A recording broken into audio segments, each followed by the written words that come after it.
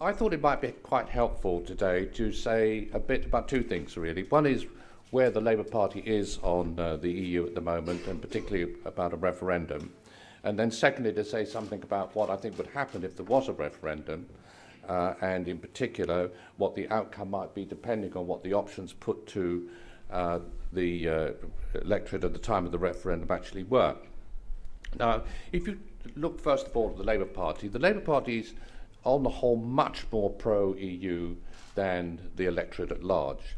And this is partly because there's a long internationalist tradition in the Labour Party. It's partly because the Labour Party supports quite a lot of what the EU does, especially on the social chapter.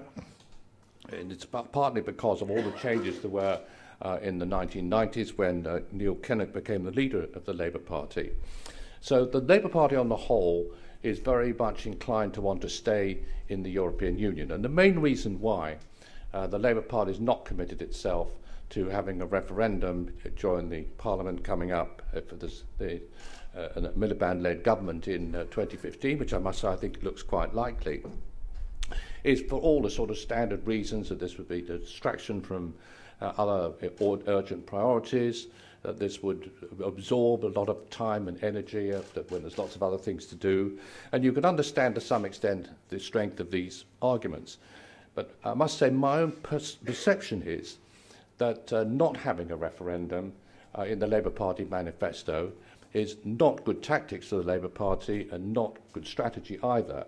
And what I really want to do is to say something about why I think that's the case and why things may therefore change, possibly, over the coming period.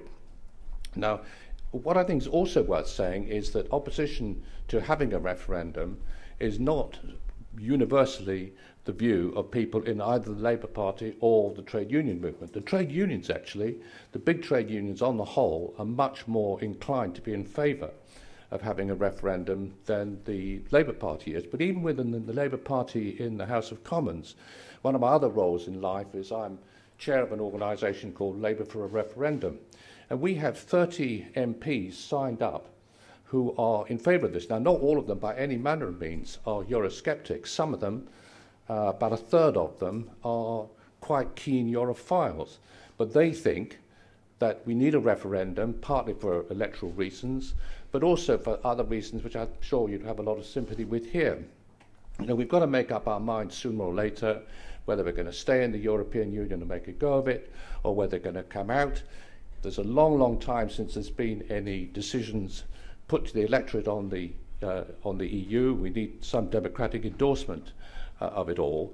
So there are all sorts of other reasons for having a referendum as soon as we can, apart from simply electoral advantage. And I think from the Labour Party's point of view, that there's a lot to be said for taking account of this for other reasons as well.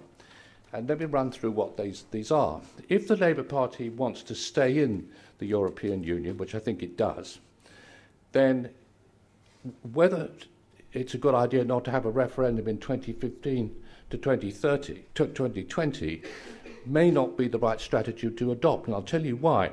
Because I think that the chances of the Labour Party achieving significant changes in our terms of membership, which they say they want, over that period of time, without having a referendum as a backstop at the end of the process, is likely to mean that the success they have in achieving changes in the terms of membership are likely to be relatively slight. Now, the danger then, from the Labour Party's point of view, is that the electorate just becomes more and more Eurosceptic. And by the time you get to 2020, we will be reversing back to having a right-of-centre government, quite possibly elected on a Brexit platform, and we will be out in 2022 or something. Whereas if the Labour Party was to run a referendum in maybe 2017 or 2018, on the basis that the government was behind it, no doubt there'd be some sort of renegotiation. The Labour Party, as Harold Wilson did, would come back claiming that there'd been a great achievement in terms of changing this and changing that. But if the Labour Party was there with that sort of a record behind them and the government machine behind it, I think there's a very substantial chance that we would stay in rather than come out. So just simply in terms of electoral tactics, I think there is actually a strong case for the Labour Party having a referendum during the coming Parliament. Now, if we did, what would then happen? Well, I think a huge amount would turn on what had occurred in a number of different respects over the coming period. The first is that the European Union is clearly at the moment in turmoil and in very rapid period of change. If the Eurozone is going to survive, and I must say I think it's open very much to doubt whether it actually will, especially over as long a period as 5 years between now and 2020, if it does survive, I think there's a real danger that the only terms on which it will do this are ones where there's very little growth at all, and still likely to be instability at the end of the day. But at least by the time we've gone through the next 3 or 4 years, we'll have some more idea about whether Europe has changed to a sufficient extent with enough centralisation in Brussels to keep the Eurozone in being. The second is that if we do have a referendum over, we'd say, 3 or 4 years' time, at least we've got some much clearer idea about what the effective renegotiation has been and what the options in front of the British people actually are. So I think that what is likely to happen over the coming period, willy-nilly, is that the Labour Party is going to get sucked much more into dealing with European issues than it really has perhaps thought about as much as all that up till now. I mean, just being in favour of being in the European Union is not going to be sufficient.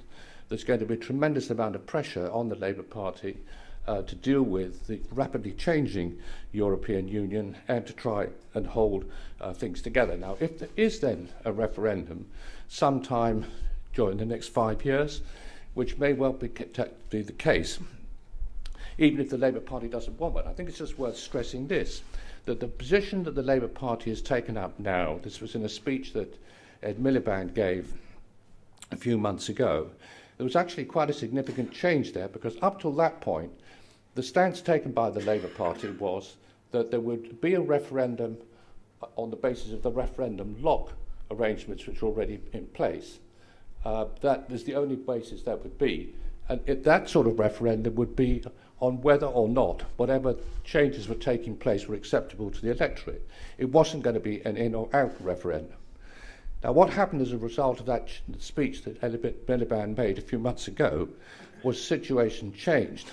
What Ed Miliband said was that if there was a significant move towards more integration in Europe and more powers being devolved to Brussels, there would be an in or out referendum. And he said that he thought that something like a treaty change would be the trigger that would bring that about. Now, I think there's at least a reasonable chance that what will happen over the next 5 years is there'll be sufficient alteration in the way that the governance of the Eurozone operates, and in particular dealing with the problems caused by the fact that the inner part of the EU with the Eurozone is going to be separate and different from the outer zone which we're going to be in. As a result of all this change that is going to have to be, there may well be a sufficient treaty change to trigger off that requirement for a referendum. So it's all to play for, I think, over the next few years, either during the period when there's going to be a Labour government, if that's the way it goes in 2015, or after the next election in 2020. Now, if there is then a referendum, I think the key issues are very easy to identify. Obviously, jobs are going to be tremendously important, the security of the future, and my guess is that a huge amount is then going to depend on what the clarity is of the alternatives. And I must say, I do think this conference that we've had today has been very helpful in clarifying what these are. If I could just make one comment on that, I think that the more that we can present, if there isn't an out referendum, a clear vision for the future, which doesn't depend on lots of other people agreeing to all sorts of other changes, so that what we've got is a platform we can put to the British people which is implementable irrespective really of what everybody else does, which is, broadly speaking, the WTO alternative looks a much better bet to me than some of the other ones that we've discussed, but that's of course for other people to take a view on. What's my own personal position on this? My hunch is that the British people would prefer to stay in the European Union, provided there were really radical changes. Whether those radical changes will actually materialise, I think is going to be something that the future will tell. I think getting some changes made is not going to be all that terribly difficult.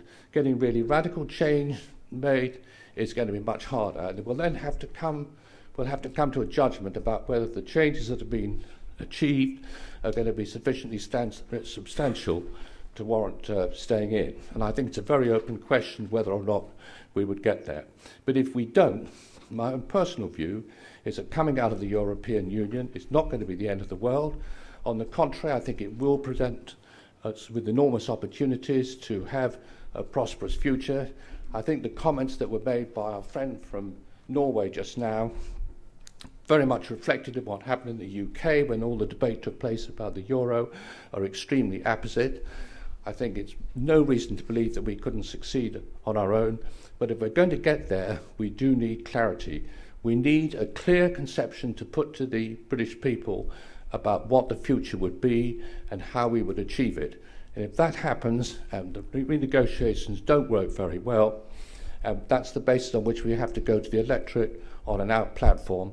I think we've got a very good chance of being successful in achieving an exit vote and then a very good future for this country.